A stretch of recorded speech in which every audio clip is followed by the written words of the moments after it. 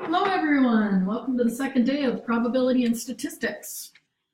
Just a little friendly reminder, remember we are still continuing to work on how do we create a sample space, but today we're introducing something new called a tree diagram. So, definition to get started, what is a tree diagram? It is a diagram used to show the total number of possible outcomes. Just kind of doing it in a visual way. Possible outcomes. Okay, so we've been talking about that, with sample spaces, with lists, tables, grids. Now we're going to add a tree diagram to it. All right, so a little generic tree diagram here with choices A, B for your first event and choices C, D for your second event. So let's just say that A represents picking out a kid in class. I can either have a girl or a boy, okay, when I pick somebody out in class.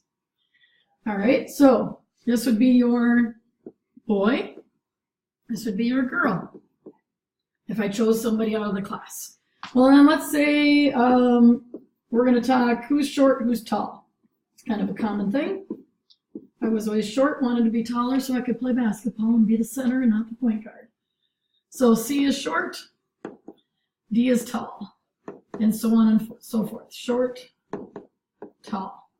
Okay, so if we want to create our total number of possible outcomes, what we're going to actually do is we're going to follow this tree diagram and we're going to write out what we see. So I see a boy followed by short. So, those of you who are point guards just like I was, short boy, that is going to be our first option. Okay, and if I continue that, I can go boy, but he can be tall, so tall boy. And I'm going to list that just so I stay with the generic labels A, B. Or, we could go the other way, and we could say, okay, you're not a boy, you're a girl. And you can either be short or tall. So I'm going to again follow the branches of my tree diagram and I could pick a short girl. That would be a possibility. That's the choice B, C. Or I could pick a tall girl. And that would be the possibility of B, then D. So if you look at it, how many options do we have, or total outcomes do we have? We have 4 different total outcomes in this case. All right, moving on. A dart player is trying to hit a bullseye with each of 3 darts. He or she will be throwing those darts. Okay, and you're either going to hit the bullseye and have some success or miss. So let's make a little key here so that we know what we're doing. Let's see here. Bullseye, that's what I want.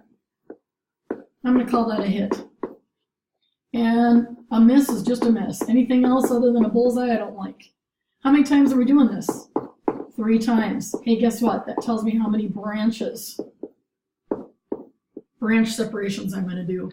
So if we started out, I throw my first dart. I can either have a hit or a miss.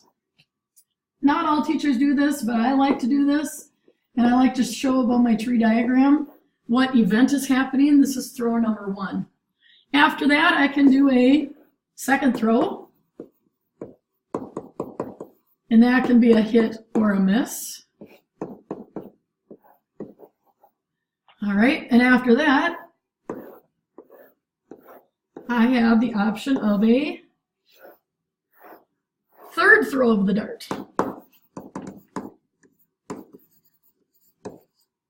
All right, and each of those can be either a hit or a miss, because that's what can happen when you throw a dart. You hit the bullseye or you miss it. All right, so what do they want us to do? It says, give the sample space for the different outcomes that may occur. So remember, we can write sample spaces a couple different ways. We can put the squiggly brackets around them, like this, and list them all out with commas in between. Or you can just make a list like we did yesterday in our notes or previously in our notes, and I think I'm going to do the list. So I'm going to go heads, heads, heads. Here's one option. Or I could go heads, heads, miss. What did I say, heads? I meant bullseye, bullseye, miss. Sorry, heads, miss, heads. Bullseye, miss, hit. I'm going to go with that. Hit, miss, hit. Or I could go hit, miss, miss. Or, as we move on through these options, we have a miss, hit, hit. Miss, hit, hit. We have a miss, hit, miss. We have a miss, miss, hit. And a miss, miss, miss. All right. So I can make a list of my different outcomes, and then I'm going to count them up. Sample space question right here is above. How many outcomes do we actually have? 1, 2, 3, 4, 5, 6. I can count 8. 8 outcomes when I look at my list that I made. All right. Moving on. Suppose you work at a small deli. Deli offers 4 types of meat: ham, turkey, roast beef, and pastrami. 3 types of bread: white, wheat, and rye. And thank the Lord we don't have to go through all the ketchup, mustard, mayo, all those toppings. We're going to use a tree diagram to figure out how many different versions of sandwiches you can make for your customers. All right, so let's start with meat. And I'm going to make a key again so I don't have to write all these words a billion times. Ham is H, turkey is T, and roast beef, be careful here. I would not do R because guess what? You have rye bread, which could also be an R, so I'm going to use B for roast beef. And pastrami, and I think P is just fine for that baby. All right, then we have a bread choice, and again, we got 2 things starting with a W, so maybe white bread is WH, just to kind of make life easier. Wheat bread could be WE, and rye is going to be the R that we didn't use for roast beef. All right, I don't care which one you start with. You could start with your choice of bread, or you can start with your choice of meat. Both of them, if you do them correctly with your tree diagram, will give you the same results. I'm going to start with the meat first. So I got 4 choices. So I'm going to make 4 branches. All right, I can have a ham, a turkey, a roast beef, or a pastrami. What's my second event here? Well, then I can choose the bread that I want my meat to be on. And that could be wheat, or no, I'm sorry, that's white, I believe. WH was white, according to McKee. Wheat is WE or rye. And each one of these meat choices is going to have these 3 options for bread. So I'm going to have to write them in, which takes a little bit of time, but it's not too terrible. And last but not least, pastrami on wheat and pastrami on rye. All right, what do we need to answer this question? It says, use a tree diagram to figure out how many different versions of sandwiches your customers could have when they come to your shop. All I'm going to do, oh, wait a minute, what is a sample space? We better list it. I don't know if I'm going to list it. I think I'm going to do, or I don't think I'm going to put it in set notation. I think I'm going to do a list and just do it next to my picture of my tree diagram. So again, follow the branches. We could choose a ham with white bread. We could choose a ham with wheat bread. We could choose a ham with rye bread. Then we could go turkey. Turkey with white, turkey with wheat, turkey with rye. Then we have that roast beef. Beef with white, beef with wheat, or beef with rye. And last but not least, we've got pastrami on white, pastrami on wheat, and pastrami on rye. So if I count these up, I've got 1, 2, 3, 4, 5, 6, 7, 8, 9, 10, 11, 12 different outcomes that are a result. Where's my list? Right there. All right, I think we're pretty close to the end here. One more. Music store has 3 different keyboards, 2 different trumpets, and 2 different guitars. We're going to use a tree diagram to figure out how many different displays the store could put these guys into their front window, so they can showcase one of each type of instrument. Again, I probably need a key, so let's have the keyboards be represented by about K sub 1, K sub 2, K sub 3. Then I know it's keyboards.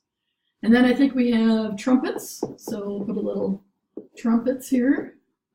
We'll call that T sub 1 for the first kind and T sub 2 for the second kind. And then I believe we have guitars. Guitars.